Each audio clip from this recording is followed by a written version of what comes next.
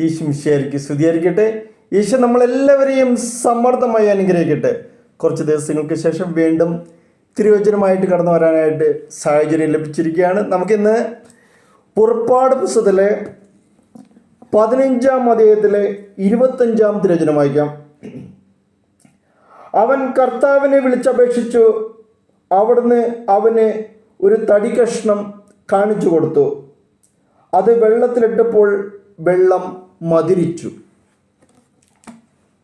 Praise the Lord. ഈജിപ്തിലെ അടിമത്തത്തിൽ നിന്ന് മോചിതരായ ജനം അത്ഭുതകരമായി കടൽ കടന്ന് ചെന്നെത്തിയത് തേനും പാലും ഒഴുകുന്ന വാഗ്ദത്ത ഭൂമിയിലല്ല, കുടിവെള്ളം പോലും കിട്ടാത്ത മരുഭൂമിയിലാണ്. 3 ദിവസം നടന്നിട്ടും ഒരിടത്തും വെള്ളം കണ്ടെത്തിയില്ല. അവർ കഷ്ടപ്പെട്ട് മുറിമുറുത്തു. അവസാനം കണ്ടെത്തിയ വെള്ളം കയ്പുള്ളതായിരുന്നു.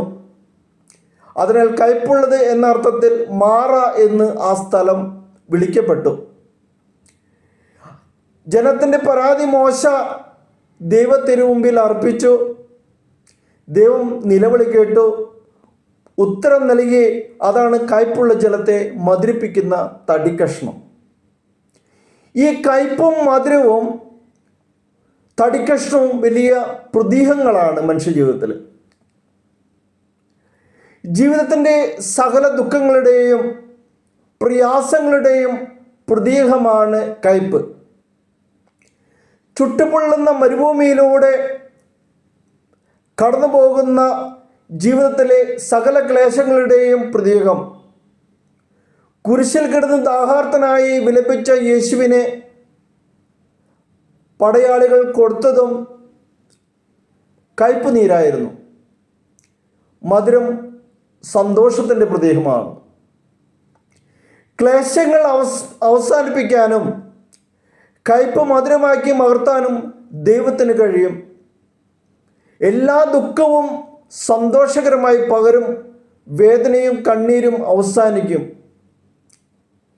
ഈ ദൈവരാജ്യ അനുഭവത്തിൻ്റെ മുൻപിൽ ഇതൊരു സൂചനയായി മാറായിൽ മധുരിച്ച ജലത്തെ നമുക്ക് കാണാൻ സാധിക്കും. കയ്പ് മധുരമാക്കി പകർത്തിയ തടി കഷ്ണമാണ് പ്രധാനപ്പെട്ട ഒരു പ്രതീകമായിട്ട് നമുക്ക് കാണാൻ സാധിക്കുന്നത്. പാപത്തിൻ്റെയും മരണത്തിൻ്റെയും കയ്പ് നിറഞ്ഞ അടിമത്തത്തിൽ നിന്ന് നിത്യജീവൻ്റെ മധുരത്തിലേക്ക് നയിക്കുന്ന യേശുവിൻ്റെ കുരിശിൻ്റെ പ്രതീകമായി ഈ തടിക്കഷ്ണത്തെ കാണാൻ നമുക്ക് സാധിക്കും.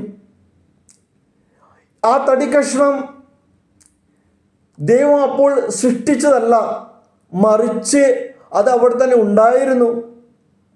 എന്നാൽ ദൈവം കാണിച്ചു കൊടുത്തപ്പോഴാണ് മോശ അത് കണ്ടതും അതിൻ്റെ ഉപയോഗം മനസ്സിലാക്കിയതും. അതും ഒരു പ്രതീകം തന്നെയാണ്. അനുഭവിക്കുന്ന ക്ലേശങ്ങളുടെയും ദുഃഖത്തിൻ്റെയും ആധിക്യത്തിൽ കാണാതെ പോകുന്ന ദൈവിക പദ്ധതികളുടെയും പരിപാലനയുടെയും പ്രതീകങ്ങളും പല തടികഷ്ണങ്ങളും മനസ്സിലാക്കാതെ നമ്മൾ വിട്ടുപോകുന്നുണ്ട്. വിശ്വാസത്തിൻ്റെ കണ്ണിലൂടെ നോക്കുമ്പോൾ കുരിശ് തന്ന ആ ഒരു വലിയ രക്ഷയുടെ ഉപകരണം നമുക്ക് കാണാനാവും. അതും ഒരു തടികഷ്ണം തന്നെയാണ്. ആ രക്ഷ നമുക്ക് മനസ്സിലാക്കാനായിട്ട് ഗ്രഹിക്കാനായിട്ട് സാധിക്കും. അത് ദൈവത്തിലൂടെ മാത്രമേ സാധിക്കുകയുള്ളൂ. അതിലെന്ത് ചെയ്യണം? നമ്മൾ തന്നെ ശൂന്യവൽക്കരിച്ചുകൊണ്ട് ക്രിസ്തുവിലേക്ക് നമ്മൾ വിട്ടുകൊടുക്കണം. ക്രിസ്തുവിനോട് തന്നെ മുട്ടിപ്പായിട്ട് വിളിക്കണം. അപ്പോൾ നമുക്ക് കയ്പേറിയ അനുഭവങ്ങൾ മധുരമാക്കി മാറ്റാൻ സാധിക്കും.